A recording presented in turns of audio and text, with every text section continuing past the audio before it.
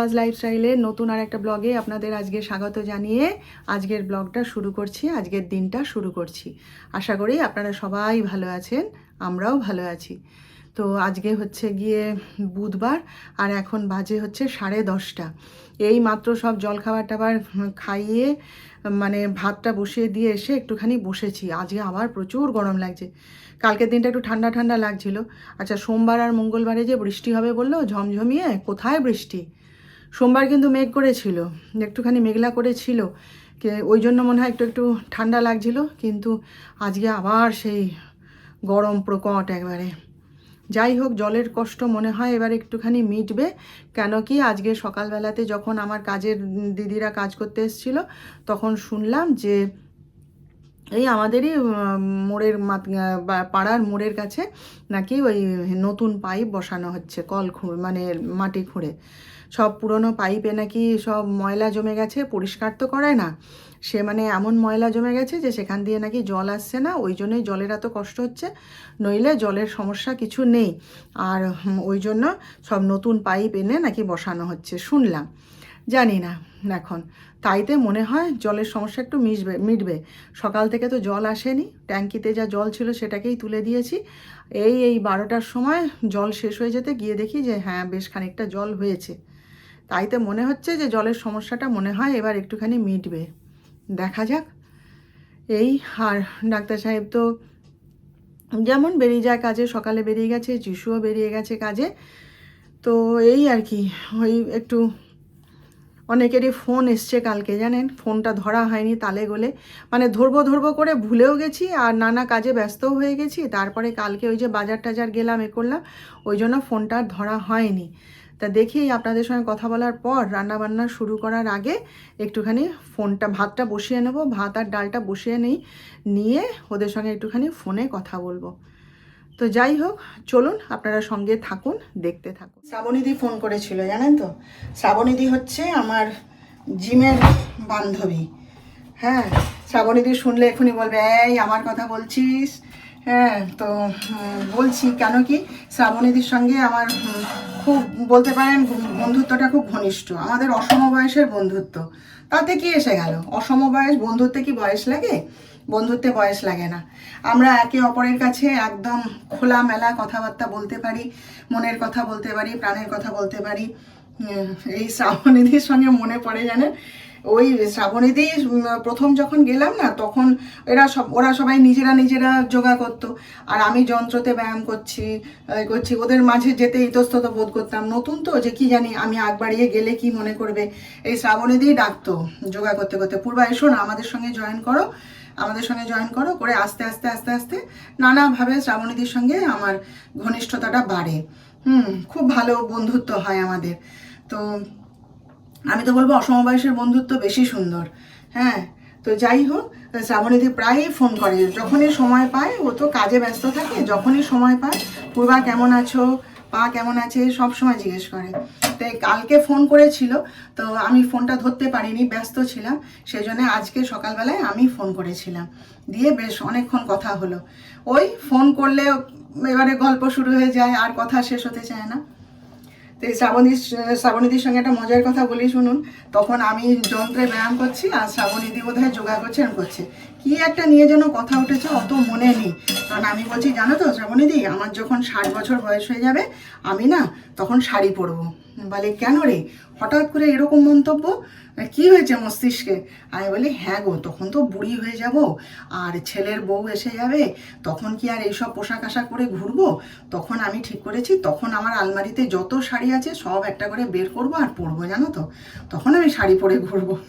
বলে কি, আয় বাবা, তুই এইটা চিন্তা করেছিস যে আমি শাড়ি পরে ঘুরবো? আমি তো একটা বারমুডা পরবো আর স্লিভলেস গেঞ্জি পরবো, পরে ঘুরে বেড়াবো। তখন ছেলের বউটাও এসে যাবে, তো তাতে কি, আমার যত বয়স হবে আমি তত এসব পরবো। তো সেই কথাটা আমি বাড়িতে এসে আমার হাজব্যান্ডকে বলেছিলাম, জানেন। তো বলছে হ্যাঁ, ঠিকই তো বলেছে, মেয়েরা যত বয়স হবে তত তো ফিটফাট টিপটপ থাকতে হবে। শাড়ি পরে তারপরে লেবড়ি চেবড়ি হয়ে যাবে, তোমার মতন ডিপ ঢাপ করে পরবে। ঠিকই তো বলেছে, যত বয়স হবে তত ওইরকম পোশাকই তো পরতে হবে। তো এই শ্রাবণীদি খুব মজার মানুষ, মানে সব কিছুকে খুব হালকাভাবে, মানে হালকা করে দিতে পারে, খুব উড়িয়ে দিতে পারে। ছাড় তো, বলছে হাসি মজায় বেশ সময়টা কেটে যেত। তাই আজকে জিজ্ঞেস করলাম যে শ্রাবণীদি মে মাস থেকে যাব নাকি যা গরম কি করবো বলো তো, জুন মাস থেকে যাব। বলে চলে এসো না, আমরা তো সব গল্প করি আর একটু করে জিম টিম করি, 3 তলায় যাই না, চলে এসো, গল্প টল্প হবে। তো দেখি কি করি, এদের সঙ্গে গল্প করে না মন ভালো হয়ে যায়, খুব ভালো লাগে জানেন তো, সময়টা কেটে যায়, ভালো লাগে। হ্যাঁ মানে এরা কি বলুন তো, মানে পর হয়েও এরা আপনের থেকে আপন, এই কথাটা বলতে পারি। এদের কাছে আমি যত মানে সহজ সরলভাবে অকপটে মনের কথা বলতে পারি, হাসি মজা করতে পারি, যত স্বাভাবিকভাবে মিশতে পারি, মানে আপনজনদের সঙ্গে সেভাবে পারি না। এটাই হচ্ছে মজা। এই যে আলু ভাতে ডিম সেদ্ধ, এখানে হচ্ছে ঢ্যাঁড়সের ঝাল, আর এটাই কি আছে, ও লাউ দিয়ে মুগের ডাল, এটা হচ্ছে ওই লেবু দিয়ে চিংড়ি মাছের টক করেছি, এই যে লেবু দিয়ে চিংড়ি মাছের টক, আর এটা কিছু না, এটা ভাত ছিল গরম করে নিয়েছি, ব্যাস এই আজকে রান্না। আর এটা যেন কি আছে, ও আচ্ছা এই যে মোচার বড়া করেছি আবার, ব্যাস এই আজকে রান্না করেছি। আর এখানে দেখুন এই যে মুগ ডালগুলো না ভাজা হয়নি, আজকে রান্না শুরু করার আগে শুকনো খোলায় ভেজে নিলাম। এই ভাজা মুগ ডাল কখনো মুখে দিয়ে দেখেছেন? এমনি এমনি কি ভাল লাগে। আমি তো মানে ঘুরে ফিরি, যতক্ষণ এটা কৌটোয় না ঢালি না, একটা দুটো করে মুখে পুরি। ভাজা মুগ ডাল কোনোদিন মুখে দিয়ে দেখবেন, কি ভাল লাগে খেতে জানেন। ইভিনিং, তো এখন বাজে হচ্ছে 7টা 10। তো বেরোনোর কথা ছিল আমার সেই বিকেলবেলায়। তো আজকে কী হয়েছে জানেন, এমন ঘুমিয়েছি না যে আর হুঁশ নেই, একবারে ঘুম ভেঙেছে। তখন আমার হাজব্যান্ড ডাকছে আমাকে, ওঠো। ধর্মর করে উঠে বসেছি, দেখি তখন 5টা বেশি হয়ে, এই 5টা বলছি 5টা 35 হয়ে গেছে। দিয়ে তারপরে উঠে তো মুখ হাতটা ধুলাম, ধুয়ে এবার বলি যে ঘুরে আসি, এসে সন্ধ্যা দেবো। তারপরে আবার যিশু বলে, মা আমারও একটু বেরোনোর আছে, তাহলে তুমি একটুখানি দাঁড়িয়ে যাও, আমি আসছি, এসে দুজনে একসাথে বেরোবো। আমি ঠিক আছে চল, তাহলে খুবই ভালো, হাঁটতে হবে না এই গরমের মধ্যে, ভালোই হয়েছে চ বলে। তো আমি সন্ধ্যা টন্ধা দেখিয়েছি, গোপালের শয়নও দেওয়া হয়ে গেছে, সব হয়ে গেছে, হয়ে এই যে রেডি হয়ে অপেক্ষা করছি যিশু এলে চট করে বেরিয়ে যাব। ও সে কালকে সব জামা কাপড় কেনা হয়েছিল, সেগুলোর কি ওর সমস্যা হয়েছে, ওগুলো সে চেঞ্জ করবে। ওরও ক্রিম কেনার আছে, আমারও কিছু কসমেটিক্স কেনার আছে।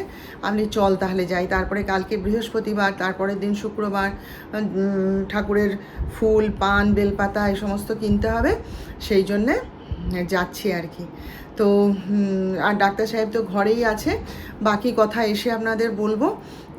এসে গেছে, যাই তাহলে একটুখানি ঘুরে আসি। হ্যাঁ, একটুখানি লিকার চা করবো আজকে, আর দুধ চা খাবো না, বুঝলেন তো।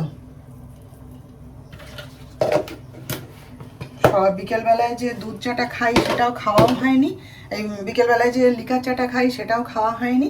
আর এখন আমরা ওই যিশু আজকে ধোসা কিনে এনেছে, সেই সব খেলাম। যাওয়ার সময় বলছিল, মা চলো আজকে তোমাকে ধোসা খাওয়াবো। আমি চ। তোর বাপিকে জিজ্ঞেস করলো, বাপি বলে না আমি খাবো না, গরমের মধ্যে শরীর ভালো লাগছে না। তো অনেক জায়গাতে গেছিলাম আজকে, কমলা সিঁদুরে গেলাম, সেখানে গিয়ে যিশুর ক্রিম ট্রিম কেনার ছিল সেসব কিনলাম, আমারও কিছু কসমেটিক্স কেনার ছিল সেই সব কিনে টেনে সেখান থেকে আবার লিবার্টিতে গেলাম। যিশুর যে জামা কাপড় কিনেছিল সেগুলো সব অসুবিধা হচ্ছিল, সেগুলো চেঞ্জ করে নতুন অন্য জামা নিয়ে সেখান থেকে আবার গেলাম মেছো বাজার। জানেন, মেছো বাজার গিয়ে সেখান থেকে ঠাকুরের ফুল বেলপাতা আমশাখা পান সব নিয়ে এলাম। চন্দা দিয়ে এনে দেয়, বাই চান্স যদি এখন আমশাখা না পায় তখন ওই জন্য উপস্থিত একটা নিয়ে এলাম। তারপরে সেখান থেকে চলে গেছিলাম আবার সেই গৌরাঙ্গ সুইটস। এমনি কিছু না, একটুখানি ঘোরা হয় আমার কাছে, এই যা একটুখানি ঘোরা হয়। একা একা ঘুরে কাজ করে আসি, আর বাইকে করে ছেলের সাথে গেলে যত কাজ আছে সব একসাথে একদিনে হয়ে যায়, এই আর কি। দিয়ে তারপরে সেখান থেকে ধোসা কিনে বাড়ি এলাম। এসে একটুখানি এই ডাক্তার সাহেবের সঙ্গে গল্প টল্প করছিলাম। আমাদের পাড়াতে আবার একটা জলের ট্যাঙ্কি ফ্রি দিয়ে গেছে নাকি, সেইখান থেকে সবাই নিয়েছে আজকে পাড়ার। নেওয়ার পরে যা জল বেঁচেছিল সেইগুলো নিয়ে সব গাছে টাছে দিয়ে ভর্তি করে দিল। উপরে তারাও গাছে দিয়ে নিয়েছে, নিচে যত গাছ ছিল সবে দিয়ে নিল। সেই সব গল্প হচ্ছিল আর কি, হাসি মজা করছিলাম একটু করে। খাওয়া টাওয়া হয়ে গেছে, আর এসে পরে এত খিদে পেয়ে গেছিলো না, আর কথা বলতে পারছিলাম না জানেন। আমি বলি না বাবা আগে আমি খেয়ে নিই, আর সন্ধ্যা টন্ধা দেওয়া হয়ে গেছে, অসুবিধা নেই। তো খেয়ে নিলাম, নিয়ে যিশু তো এখন আর দুধ চা খায় না, ওই সকালবেলায় উঠে দুধটা একটু তো পেটে যেতে হবে, সেই জন্যে আমি জোর করে একটুখানি 1 কাপ দুধ দিয়ে চা বানিয়ে দিই, সেইটা খায় চিনি ছাড়া, চিনি টিনি সব ছেড়ে দিয়েছে। আমি ভালো উন্নতি হয়েছে এইবার। ওর বাবাও হাসছে, বলছে দেখো কদিন পারে, ছেলে আমার সুগার ফ্রি খায় না, চিনি খায় না, আলু খায় না, ওই আলু হলেও 1 পিস 2 পিস বা অল্প একটু আলু মাখা হলে অল্প একটু খায়, এরকম করে খাচ্ছে, সব ছেড়ে দিয়েছে। দিয়ে লিকার চা খাচ্ছে। আগে আগে দুধ চা চিনি দিয়ে না হলে যিশু খেত না, এখন লিকার চা ছাড়া যিশু খাইয়ে না। আমি বাহ, এ তো উন্নতি হয়েছে, আমার খুব ভালো লাগছে দেখে। তা সে বলে মা একটু লিকার চা করো, লিকার চা খাবো। আমি চল আমিও খাবো আজকে লিকার চা, কারণ সন্ধ্যাবেলা তো এখন আর অত উল্টোপাল্টা খাবার কি আর দুধ চা খাওয়াটা ঠিক নয়, তাই না বলুন? সেই জন্যই লিকার চা করতে এসছি আর কি একটু। তো চলো না, চাটা হয়ে গেছে, এই যে দেখুন, এই যে চাটা হয়ে গেছে, ঢেলে নিয়ে একটুখানি চাটা খাই। চলো। যিশু আজকে গৌরাঙ্গ সুইটস থেকে সিঙ্গারা কিনে এনেছে। হ্যাঁ, সিঙ্গারাগুলো দেখে ওর খুব পছন্দ হয়েছে, তো আমাকে বলছে মা সিঙ্গারা খাবে? আমি বলি না। তো এই যে দেখুন সিঙ্গারাটা আপনাদের একবার দেখাই, কি বিশাল সাইজ দেখছেন, এই দেখুন, আবার ডিজাইন করা গায়ে। আমি বলি আচ্ছা কেন, আমি ভেবেছি এর ভিতরে আলুর পুরটুর আছে। হ্যাঁ, তারপরে ও তো খায়নি, রেখে দিয়েছে, বলে আমি পরে খাবো রাত্রেবেলায়। তো এই যে অর্ধেকটা খেয়েছে, খেয়ে রেখে দিয়েছে, খায়নি, ভালো লাগেনি নাকি কে জানে। দেখুন ভিতরে চাউমিন, চাউ ভরা। আর একটুখানি মুখে দিয়ে দেখলাম, জানেন এগুলো কি মিষ্টি, ভালো না খেতে, ওই জন্য মনে হয় ভালো লাগেনি, রেখে দিয়েছে। তা বলছে মা আমি রাতের বেলা এ দুটো খেয়ে নেব। দেখি এখন জিজ্ঞেস করি এগুলো খাবে নাকি রুটি করব। তা এগুলো প্যাকেটের মধ্যে পুরেই রেখে দিয়েছে, ওই জন্য আমি একটা কৌটোর মধ্যে ভরে রেখে দিলাম। দেখি একবার জিজ্ঞেস করি, না হলে এটা কালকে সকালে জলখাবারে খেয়ে নেবে। মনে পড়ে জানেন, এই সিঙ্গারাটা দেখে আজকে মনে পড়ছিল, তখন আমরা কলকাতায় থাকি মানে তখন তাহলে আমরা ছোট ছোট ভাই বোন, একেবারেই ছোট। তো বাবা না কোথা থেকে ঠিক মনে পড়ছে না আমার, আজকে আসে জায়গাটা মনে পড়ে না, নামটাও ভুলে গেছি। তো সিঙ্গারা নিয়ে আসতেন, সে সাইজগুলো এইরকম বড় বড় ছিল, মানে এত বড় সাইজ ছিল যে আমরা অত ছোট ছোট ভাই বোন তো একটা গোটা সিঙ্গারা খেতে পারতাম না। হ্যাঁ, মনে আছে মা বাটিতে আধখানা করে দুজনকে দিত, দিয়ে খেতাম। আর যেদিন একটা সিঙ্গারা গোটা খেতাম, বাবা হয়তো বলেন আচ্ছা খা না, বলে যদি গোটা একটা সিঙ্গারা খেতাম তো সেদিনকে রাতে আর খেতে পারতাম না। এত বড় বড় সাইজ ছিল সিঙ্গারার, এইরকমই সাইজ, কিন্তু এরকম চাউ ভরা ছিল না সেগুলোতে, আর খুব খাস্তা ছিল। এই বড় বড় সিঙ্গারা সস দিয়ে বাবা নিয়ে আসতো মাঝে মাঝে, অফিস থেকে ফেরার পথে অনেকগুলো সিঙ্গারা নিয়ে আসতো, নিয়ে এসে তারপরে সব খাওয়া হতো। এই প্রসঙ্গে সেটা মনে পড়লো আজকে এই সিঙ্গারাটা দেখে। যিশু যখন বলছে মা ওই সিঙ্গারাগুলো কিনবো, খাবে? আমি না, আমি খাবো না, তুই খাবি তো খা। তো সেই সিঙ্গারাগুলো দেখে না ঝট করে সেই অতীতের স্মৃতিটা মনে পড়ে গেল। এই যে দেখুন আমার গোপালকে শয়ন দিয়ে দিয়েছি, এই যে। চলুন এবার বড় পর্দাটা টেনে দিই, দিয়ে রান্নার কাজে লাগবো।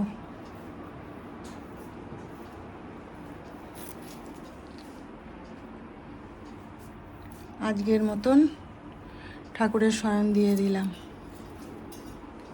এই যে সবাইকে শয়ন দেওয়া হয়ে গেছে দেখুন।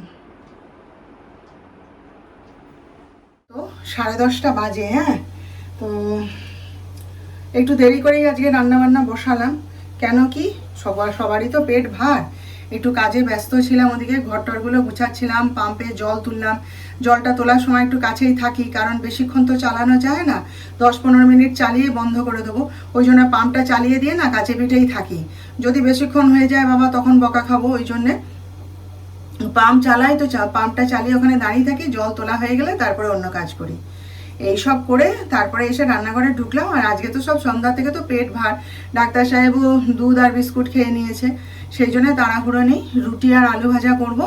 এই যে আলু ভাজাটা বসিয়েছি, এটা হয়ে গেলে কটা রুটি করে দেবো, ব্যাস তাহলেই হয়ে যাবে।